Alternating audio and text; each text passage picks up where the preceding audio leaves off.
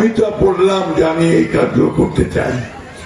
এখন এটা তখনই করতে পারবো যদি আপনারা আমাকে ভোট দিয়ে সংসদে পাঠান, তাই না? ভোট না দিলে কি আমি যাওয়া পারি? আপনারা কি চান যে আমি যাই? যদি চান তাহলে কাজ তুলে দেখান যে প্রধানের সিটে ভোট দিবেন। মার্কাটা কি আমাদের? আরো জোরে, আরো জোরে মা বোনেরা। একটা দল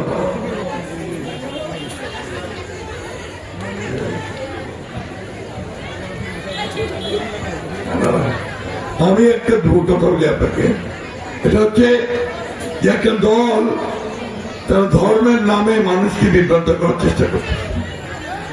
তারা বলতে শুরু করছে যে দাঁড়িপাল্লাকে ভোট দিলে নাকি বেহেশতে যাওয়া যাবে। নাউজুবিল্লাহ বলতে হয়, তাই না? এই কথাটা কি ঠিক? একটা মার্কাকে ভোট দিলে বেহেশতে যাওয়া যায়? আমাদের হেফাজতে ইসলামের আমির সাহেব মাহবুবুল্লাহ বরকতনগরী তিনি আজকে এইসব কথার উপরে বলেছেন যে জামাতে ইসলামকে ভোট দেওয়া হতে না যায়।